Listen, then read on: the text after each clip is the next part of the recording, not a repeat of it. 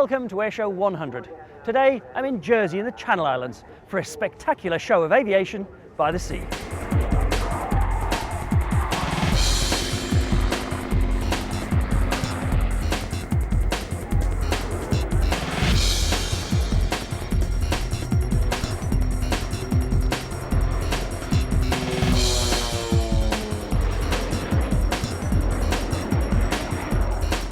The Jersey show is one of the most popular on the UK airshow circuit, and when you look at the beautiful scenery here at St Albans Bay on the south side of the island, you can see why. In the Channel Islands, and especially here in Jersey, there's a strong and very important link with aviation, because they rely on the aircraft to bring in the mail, the freight, and most importantly the tourists from Britain and from France, 365 days of the year.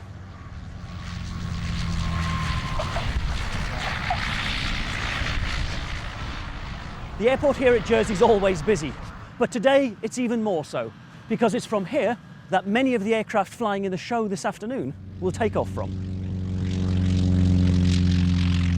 Jersey Airport also has one highly unusual claim to fame. It was the only UK airfield to play host to German warplanes during World War II, and one aircraft flying here today has got a very special link with the island.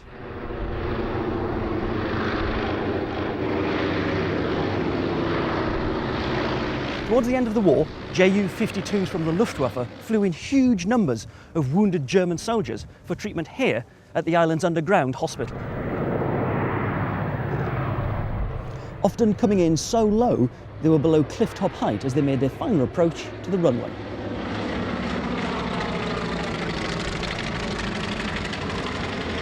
And the wounded soldiers were brought here, to the Germans' underground hospital, a vast complex of tunnels built by forced labour from all over Europe, including Russian and Polish prisoners of war.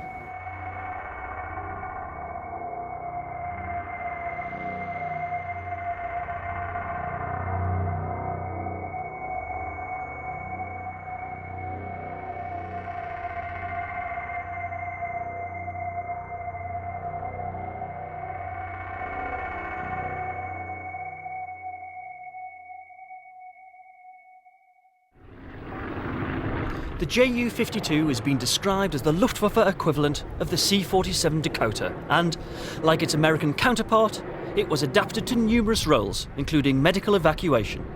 The Ju-52 also operated as a bomber, troop carrier, glider tug, search and rescue aircraft, minesweeper, and convoy escort. The multiplicity of roles came about in part due to the strong airframe and the three powerful engines that combined to make a very dependable and tough machine.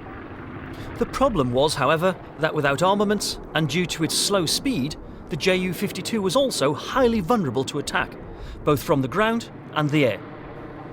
There were occasions, notably in the Tunisian and Sicilian campaigns, when complete formations of Ju-52s were caught by Allied fighters, and every single aircraft destroyed. Not surprising then that this Ju-52 flying along the Jersey coastline is the only military configured version currently airworthy. It's come to Jersey from a historic collection at La Ferté-Alais near Paris. It must be an evocative sight for some of the island's older generations to see this aircraft in the skies again.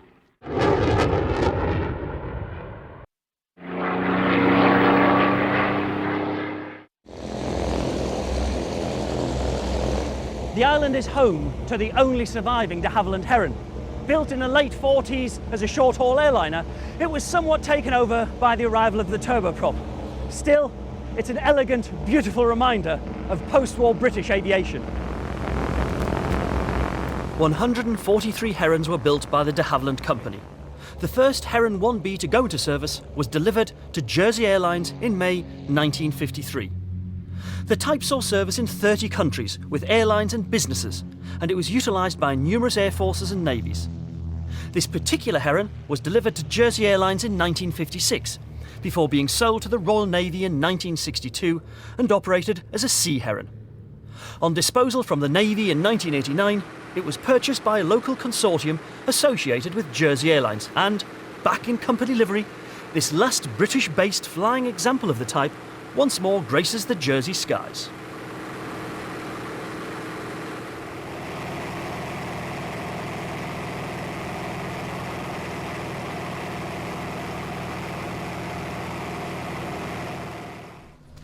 Every airshow starts with the aircrew brief, and at our briefing, it was time to synchronise watches.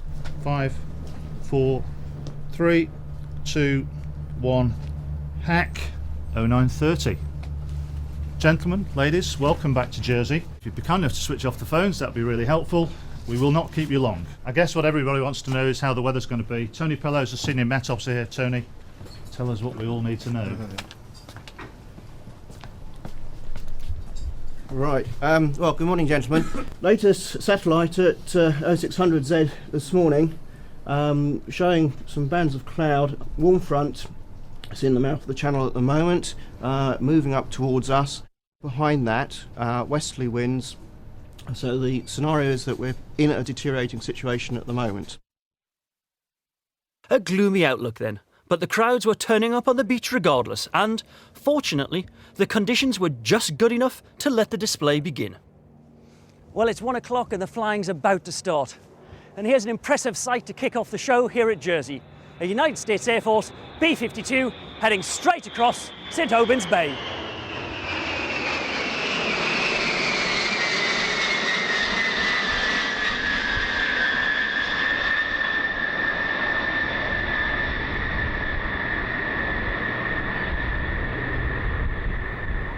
The aircraft's flown all the way from Barksdale Air Force Base in Louisiana.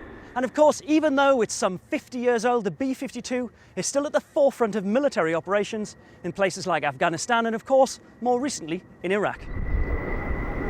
The B-52 Stratofortress, regarded as the big stick of US foreign policy, first entered service in 1954, and 744 aircraft were made by the end of the production run in 1962. The latest variant seen here is the B-52H from the 93rd Bomb Squadron, and has a crew of 5 located on 2 decks in the nose compartment. On the ground, the B-52 rests on 4 two-wheel undercarriage units, and on the wings there are also 2 outrigger wheel units which touch the ground when the aircraft's fully fueled. The massive wing is some 185 feet in length, and it's so flexible that in tests the wing could be flexed 10 feet downwards and 22 feet upwards at each tip without breaking. Incredibly, the remaining 94 B-52Hs are expected to serve until 2040, by which time the type will have been in frontline service for 85 years, and some of the B-52H airframes will be an incredible 79 years old. The B-17 could not begin to approach the B-52 for longevity. The early versions of the B-17 were anything but flying fortresses, as they were cut down by Japanese Zero and German Messerschmitt fighters alike. Later models, thanks to beefed-up armaments, lived up to their name and helped increase the pitifully short life expectancy of a B-17 and its crew, which was just 11 missions in the early parts of the war. However, the American policy of strategic daylight raids ensured heavy losses continued, particularly when they flew beyond the range of their fighter escorts.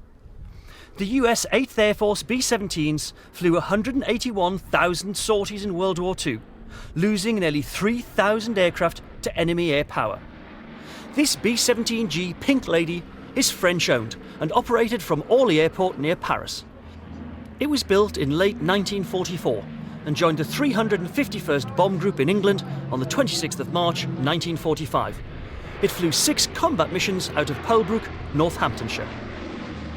Like her UK-based counterpart Sally B, she flies as an enduring symbol of the courage and the sacrifice of the airmen who fought in the skies above Europe in World War II. Back at the airport, I spoke to the Dutch crew of another landmark American bomber. This is an old aircraft. Presumably you have to be careful how you handle it. Yes, of course. The original limitations on the aircraft are 3.67 Gs, which is not even high for aerobatic aircraft. We have own limits for 3 Gs. We're not supposed to go over 3 Gs because this is a 1944 aircraft. It's very old. We have to be very careful with it. Tim, as the co-pilot, what's your job during the display? My job is to monitor the engines, monitor the overall aircraft performance, monitor Peter's performance. As regard to the display line, we're not supposed to go below 200 feet in altitude and not supposed to go below beyond a certain line to the public, and I keep monitoring that as well for Peter. So you're cross-checking and keeping an eye on what's going on? That's right. And other than that, I perform radio duties. Tim, we regularly see you guys on the display circuit. Is Jersey one of your favourite locations? Absolutely, it's very special because it's an island, because the show is not flown directly from the airstrip but on the beach, which makes it quite nice for us. It's also not very massive, like on some Air Force shows, where you have a public of, say, 200,000 or 300,000 in a crowd. And obviously a lot more aircraft. It makes it kind of cozy. We fly displays all over Europe, Western Europe, from England to Czech, from Sweden to Italy, and I must say this is one of my favorites, absolutely. Presumably it must be quite an honour to fly such an old veteran as well. It is. I don't know how I came to doing this. I was lucky. It just happens. The B-25 Mitchell is another famous World War II aeroplane, and with its large Wright 14-cylinder engines and tricycle undercarriage, it's one of the most recognisable. Although the aircraft was originally intended for level bombing from medium altitudes, it was used extensively in the Pacific area for bombing Japanese airfields from treetop level and for strafing and skip bombing enemy shipping. The B-25 became fixed in the American psyche when, on April 18, 1942, 16 B-25s were launched from the deck of the aircraft carrier Hornet to drop bombs on targets in Yokohama and Tokyo. This daring raid was led by Jimmy Doolittle, and despite all the aircraft being lost, the Doolittle raid boosted US morale and forced the Japanese to hold back large numbers of fighters to defend the homeland. Subsequently, the B-25 saw duty in every World War II area of combat, being operated by several Allied nations, including the Dutch, the Russians and the Australians. The RAF was the largest user of the Mitchell after the USA, and thanks to the Lend-Lease programme, the RAF operated hundreds of B-25s, which they mostly used as light day bombers against European targets.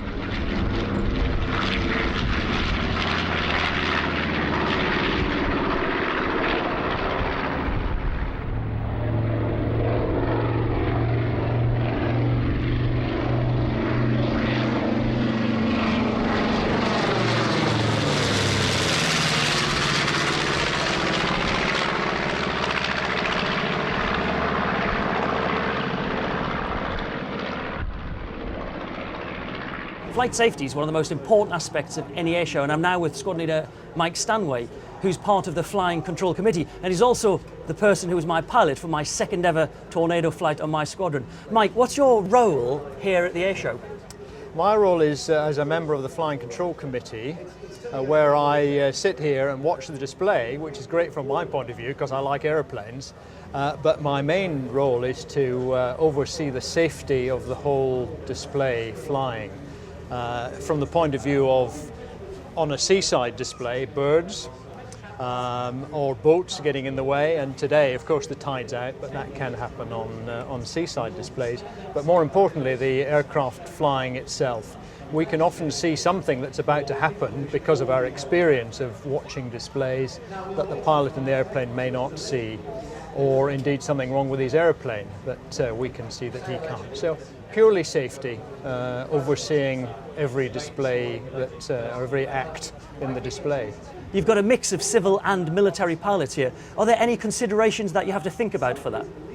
They all operate to whatever standards you want to lay down for the display.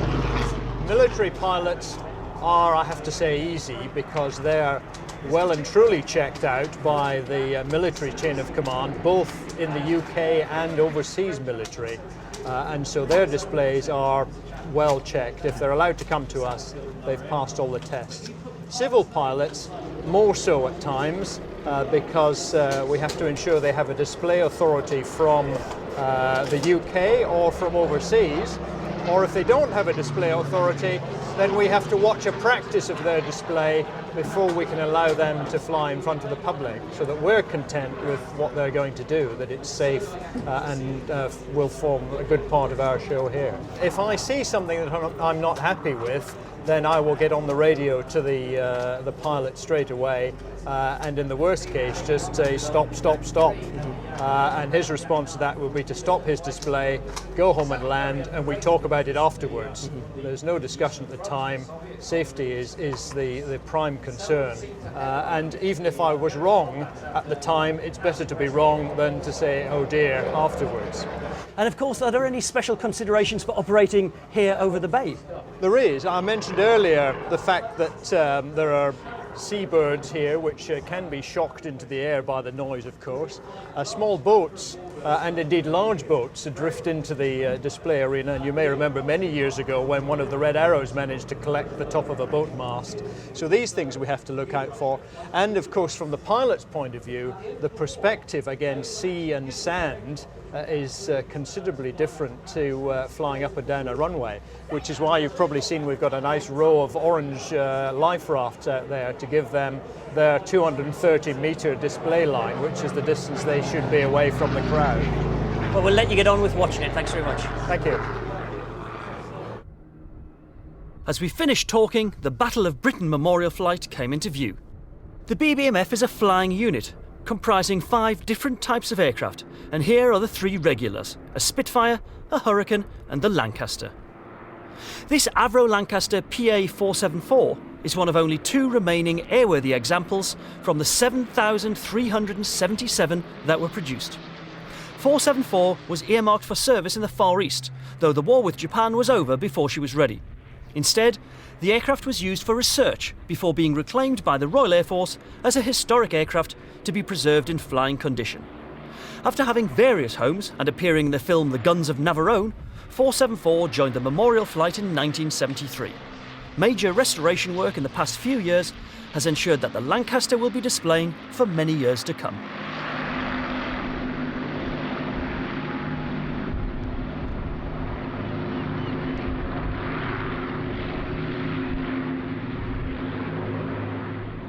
The Hurricane on display in Jersey is also something of a film star, with appearances in Reach for the Sky and Angels 1-5.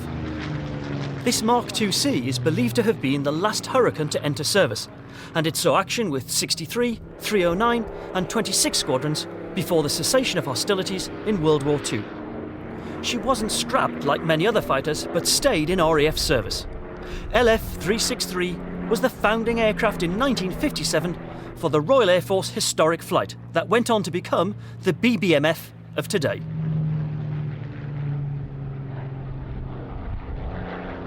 When this Spitfire Mk356 was test flown by Squadron Leader Paul Day in November 1997, it was the first time that the aircraft had flown since 1944.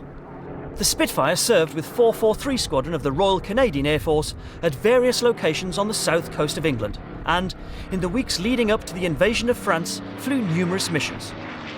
356 seems to have had a predilection for belly landings, however, and after the 3rd such incident it ended up as a Gate Guardian, then museum piece, before being recovered and restored for the BBMF to fly again for the first time in 53 years.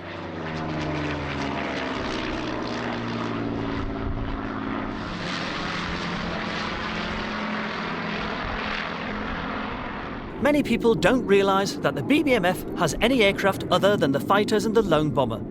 But the C-47 military variant of the DC-3 is a key member of the memorial flight. She earns her keep in the training of new aircrew and by keeping the pilots of the Lancaster current during the winter months when the bomber is out of action. This Douglas C-47 Dakota was built in March 1942. And it recalls the memory of the aircrew that flew the 2,000 C-47s delivered to the Royal Air Force under Lend-Lease during World War II, when the type was the mainstay of the Allied transport squadrons.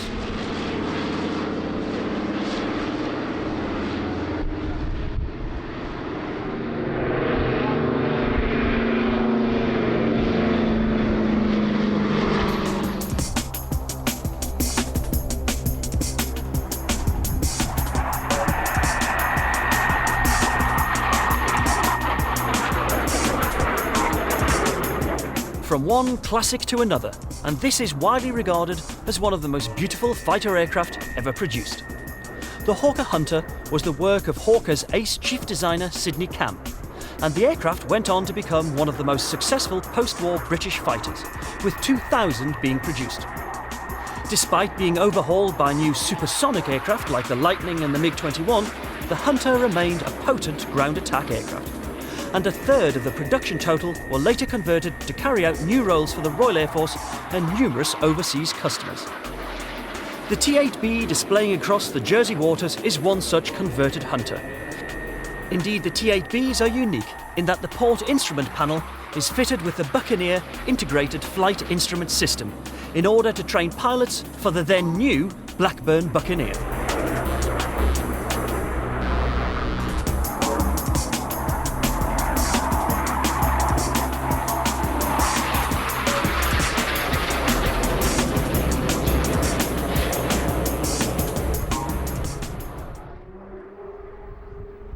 Staying with training, this is the RAF's basic training aircraft, the Shorts Embraer Tucano. It's a single-engine turboprop that's replaced the Jet Provost trainer and is more economical to operate than its jet predecessor. The two crews sit in a tandem cockpit that's very similar to the Hawk Advanced trainer that successful students would transition onto. The aircraft flying at Jersey is from No. 1 Flying Training School at RAF Linton-on-Ouse in Yorkshire, and it's flown by Flight Lieutenant Martin Day.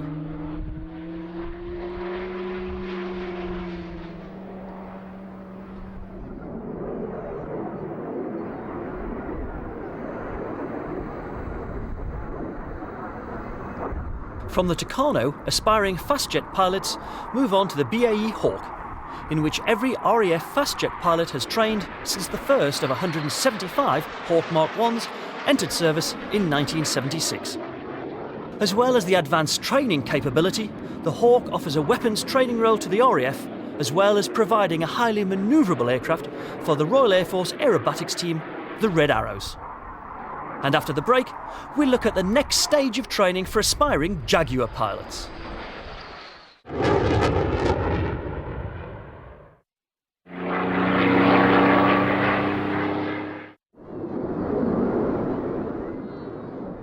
Back at Jersey Airport, I caught up with the boss of the Jaguar Operational Conversion Unit. You're the boss of the OCU, the unit that trains the Jaguar pilots. Taking a young man or woman from the Hawk onto the Jaguar, is that a difficult task? Well, as you know, the Jaguar was originally designed to be our advanced trainer before the Hawk came in. And I think the test pilots flew it and thought, whoa, this is perhaps a little bit too complicated for our youngsters at that level. And I think that's probably a very valid call. It is an aeroplane that needs a little bit of care. It has an envelope, and if you fly towards the edges of the envelope, as you know, it can be quite dangerous. I don't think they've actually managed to get the two-seat aeroplane out of a spin conventionally. So that frightens the young pilots a little bit when we get them, but it also engenders a great deal of respect into the aeroplane straight away. How long is it before you let them loose on their first solo flight? We take 3 sorties and a bunch of simulators to get the guys up to the point where we let them go solo for their first time ever. And it's a big step. They fly solo in the Hawk, but all it is with nobody in the back seat, it's still a 2-seat aeroplane. With us, it's their first ever single-seat aeroplane with a wall behind them and nobody else in the aeroplane. The Jaguar is a real war-fighting machine. It must be a complex process to take them from just a solo flight to being able to fight and fly the aircraft. Well, it is, very much so. I mean, we give them 90 hours on the OCU, and at the end of the 90 hours, they really know very, very little. They can fly the aeroplane, but they really can't operate it. We get them to a certain level of operational awareness, but certainly not ability. They then move on to the squadrons, the 3 operational squadrons there, and then they start their combat ready workup, which takes 6 months. Can you remember your first solo flight? Oh, absolutely. It was a long time ago, 1985, but I still remember it like it was yesterday. I can remember sitting in the aeroplane looking at a whole bunch of switches, the vast majority of which I'd got no idea what they did, little screens and bomb switches and things, and thinking, are they mad letting me launch this aeroplane on my own? But, you know, now looking at it from the instructing point of view, the guys are very well prepared to go off when we launch them. We see a massive increase in their ability and their capacity over the short period of the convex phase that we give them. Yeah, I think the last time we saw each other was in Joy del Col during the Bosnian operations. The Jaguar then was a very different aircraft. What's the update bringing to the Jaguar force? Well, in those days we were very much in the middle of the update as we know it now.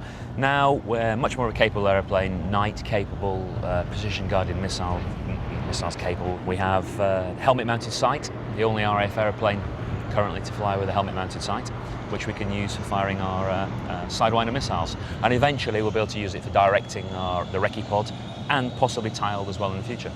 And what are the latest innovations with the recce pod? What are you actually now able to do with it? Well, the big change of the recce pod is that we've now gone to a digital system, whereas before, as you know, it was wet film, and we had to sit there with the little goggles and have the film developed. Now it's all digital. So the next progression on will be that we'll be able to download. We can't quite do this yet, but we'll do it very shortly. To downlink almost near real-time, high-quality digital reconnaissance pictures, which of course is what every battle commander wants.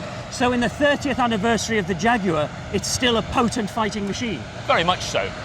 I mean, it's still a Jaguar and it's still limited, and I think the beauty of the Force is that we understand the aircraft's limitations, but that said, it still brings an awful lot to air power still. I then spoke with the Jaguar display pilot. You've got the sign up there, 30 years plus. It's actually quite an old aircraft now, but you've gone through significant updates. What's it like now from the aircraft that you were flying when we last met around the skies of Bosnia? It's changed quite a lot on the insides. Certainly the hardware hasn't changed much. We're in the process of getting some new donks, which will give us a little bit more thrust. But the avionics have changed quite massively with the helmet-mounted sight, with the new AMLCD, so the inside you probably wouldn't recognise. A much more capable aircraft, presumably. Absolutely, yes. Certainly, your chances of coming back from a mission and being successful are much greater. Mike, you've got the aircraft painted up in the 30th anniversary for the Jaguar, but Yep. what's the symbol on the fin as well? Well, that's the Saint. The squadron was formed in World War I in a small village in the north of France called Saint-Omer. So we've always been called the Saints. And then back in the 50s, when the TV program came out with that symbol, the pilots on the squadron who I've spoken to said that they quite liked it and stole it to put on their aircraft and clothing. This is your second season on the display now. Correct. What are we going to see you doing with the Jaguar today? Today, if the weather permits, if we're lucky, I'll be more than likely doing what I call a rolling show. Preferably not a flat show, because that's not quite so much fun. But a rolling show would be a link of moves, which are quite eye-pleasing and noisy to show the Jaguar at its best. And through the sequence of your display, what will we actually see you doing? I'll start off with a high-speed run.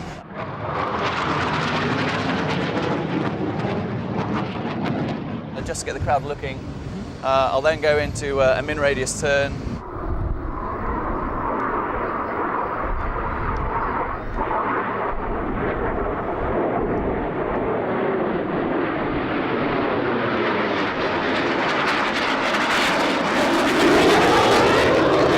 Followed by a slow roll. Then into a 4-point roll.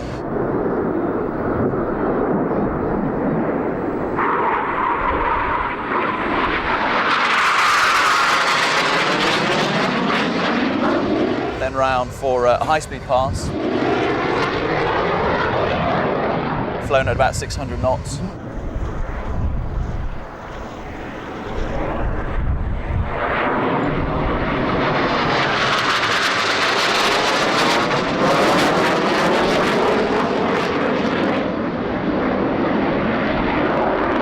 Then slowing down quite rapidly, which is quite easy in a Jaguar, down to about 125 knots for the slow speed pass.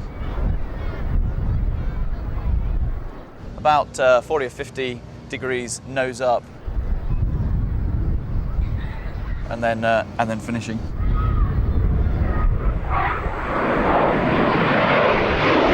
The Jaguar, as we can see, is a relatively old aircraft in Air Force terms. Is it an old aircraft to fly? Does that make sense? You know, if you look at some of the modern fly-by-wire aircraft, is this Yes, a more is. difficult aircraft to handle? It's all down to the inputs from you as the pilot. What with hydraulics and powered flying control, units. If you want to pull a bit too hard, then the jet will let you do that. It will certainly let you get yourself into trouble if you're not careful. And operating over the bay, operating over the sea, it's different from a normal air show over an airfield. Does it present difficulties to the display pilot? It does. Being on the shoreline, probably one of the biggest hazards are the birds, which is why we keep the height up to 200 feet. Not having a display line of a runway, does that pose any problems? Not really. We spend so much time practicing in the workup, not just on runways, but on seaside fronts and lines that aren't really there. That we're quite used to it.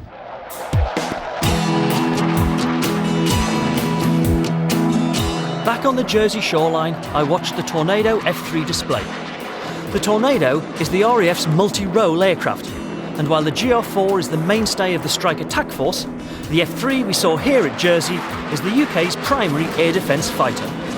The Tornado was designed at the height of the Cold War to intercept Soviet long-range bombers launching attacks against the United Kingdom. To fulfil this role, the Tornado was not intended to be an agile dogfighter, but rather a long-range, long-endurance air-to-air missile platform equipped with beyond visual range missiles and capable of detecting and engaging multiple targets using powerful radar or reacting to information from AWACS or ground stations. For this role, the F3 has a lengthened fuselage that enables 4 air-to-air missiles and 10% more fuel to be carried. The extended range means that the aircraft can patrol for over 3 hours, some 350 miles from base. The F3 also has a longer nose to house its radar and avionics, giving it a slicker profile than the GR4 Tornadoes. With the demise of the Soviet threat, the F3's role has been adapted to include the suppression of enemy air defence, and recent upgrades and modernisation now enable the use of advanced medium and short-range air-to-air missiles and provide for the use of an integrated chaff and flare dispenser. Radar-absorbed materials have also helped to reduce the F3's frontal radar signature. This particular Tornado F3 comes from Number 56 Reserve Squadron, the Tornado Operational Conversion Unit based at RAF Lucas in Scotland. The F3 display crew are Flight Lieutenant Tim Freeman and Flight Lieutenant Steve Kilvington.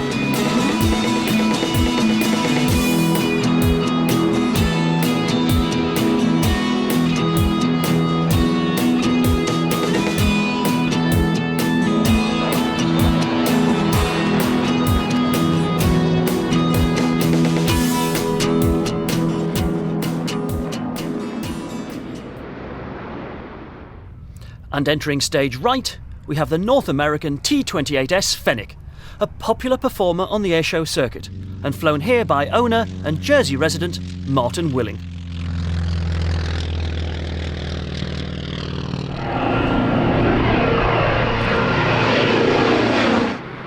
Originally a trainer for the United States Air Force, the French adapted surplus T-28s to use in the ground attack role during the Algerian War, and christened the new version the Fennec or Desert Fox.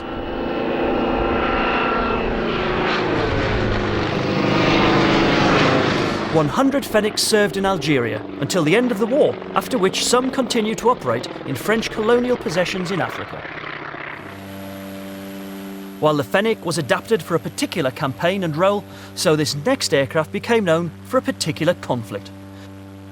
The North American Rockwell OV-10 Bronco is a twin turboprop short takeoff and landing aircraft conceived by the US Marine Corps for multi-role capabilities, including forward air control, helicopter escort, armed reconnaissance and limited ground attack. In particular, the aircraft was utilised for combat in Vietnam, where it was put to many uses, but in the main operated for the US Air Force in the hazardous role of forward air control. The crew of 2 are housed under a large canopy, giving them excellent all-round vision, which is probably just as well when your pilot uses all the available airspace in such an eccentric manner as this.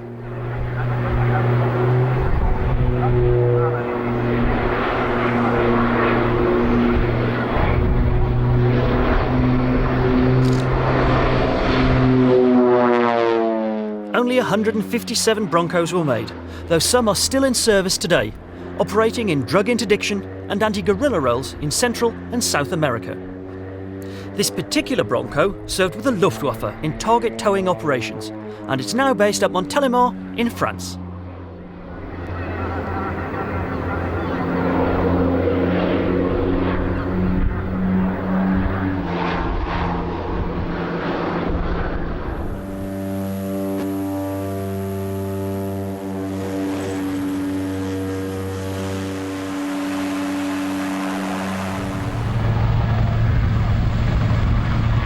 the Army Air Corps brought a Westland Lynx Mark 9 to the Jersey show.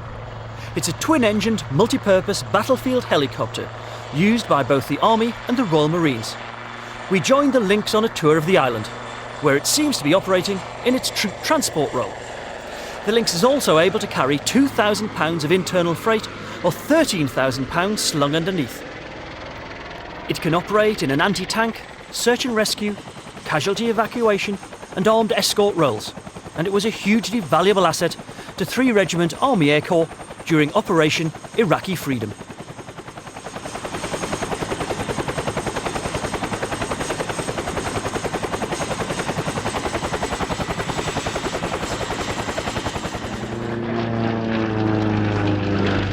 No show is complete without a heart-in-the-mouth solo aerobatic display, usually from Sukhoi or an Extra 300. This time, it's Will Curtis in his Gold Air Su-26 providing the thrills. Will is the chief executive of an executive jet charter company when he's working 9 to 5, but in his spare time, and maybe just to wind down, he displays his Su-26 for the airshow crowds.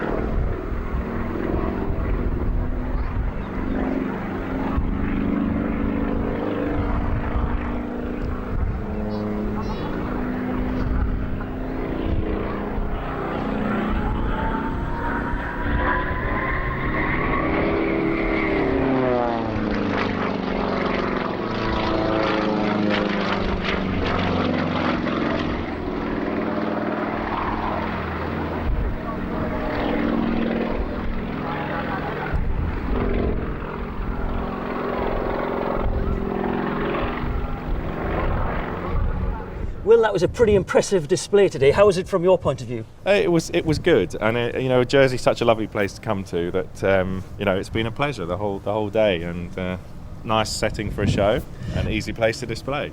You're really putting the aircraft through its paces out there. Can you take in the scenery? Can you enjoy the display? Well, I had a good look on Wednesday for the scenery and the display side. So, and I've done a bit of sightseeing around the town, but I've got to say that although I see the scenery from many different angles during the show, I'm not really looking at it.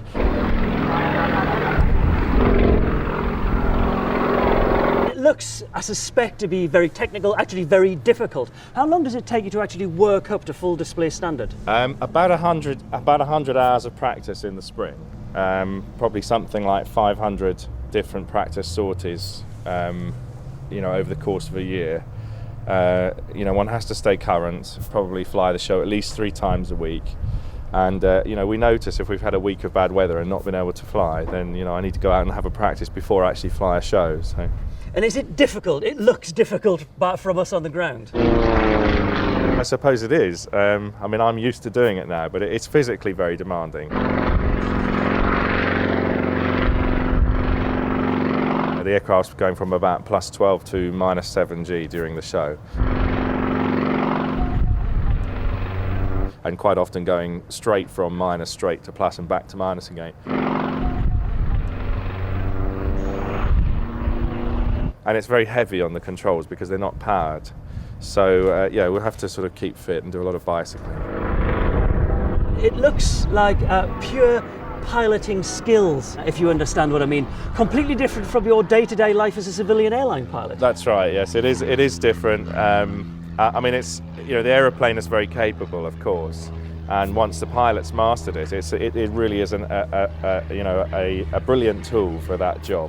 But practice is what gets one there, yeah. And any particularly difficult parts of the display? I think the rolling loop's probably one of the most difficult manoeuvres because it requires coordination on all the controls at once, the rudder, the elevator and the ailerons, plus the throttle. And it's quite easy to get disorientated while one's doing that manoeuvre, which would not be a good thing.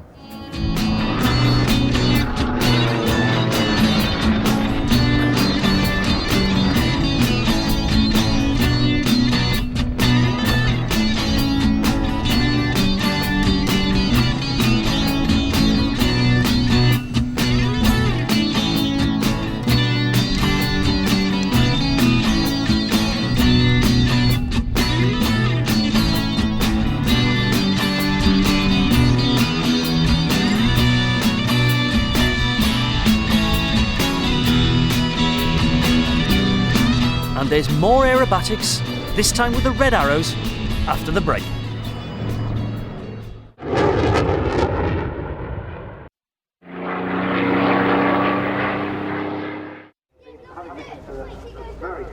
As the Jersey show wound down, I canvassed some of the crowd about their favourite airshow performers. My informal survey revealed a clear winner. Well, our favourite bit is the Spitfire. Unfortunately, we haven't seen it as yet, but I haven't missed one since I was a little boy. So do you live here on Jersey? yes, yeah, I'm an islander. What's so special about the Jersey Airshow? Well, it just seems to have such a diverse range of aircraft. I mean, it's, anything from the Warbirds straight up to Concorde. It's. Plus, it seems to be quite close. You're quite close to the action as well. And what are you particularly looking forward to today? The Arrows, particularly, they're really good. I mean, last year we didn't see them, unfortunately, because of the weather closed in. But I think everyone's pretty excited about seeing them this year. Why have you come along to the airshow? Well, I'm very interested in aviation. I want to be a pilot in the Royal Air Force after I finish uni, and that's the main reasons, really. Tina, why do you come along to the airshow here at Jersey? I thoroughly enjoy the display. My father was involved in World War II, so there's an interest. What did your father do in World War II? He was a flyer, Blenheim's and Anson's. And so what do you particularly enjoy seeing at the airshow? Oh, I think it's got to be the Red Arrows. Fantastic.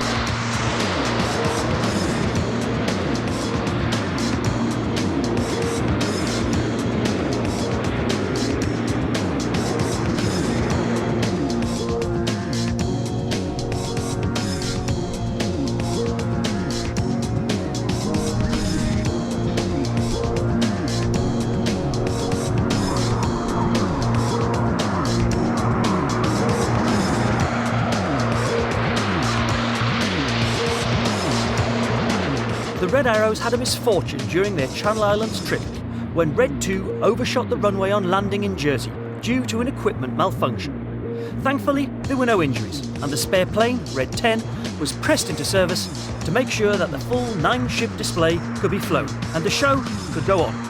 Of course, were a pilot unavailable, then the Reds would fly with a space or hole in the display, as each position in the team is unique to each crew and it's not interchangeable.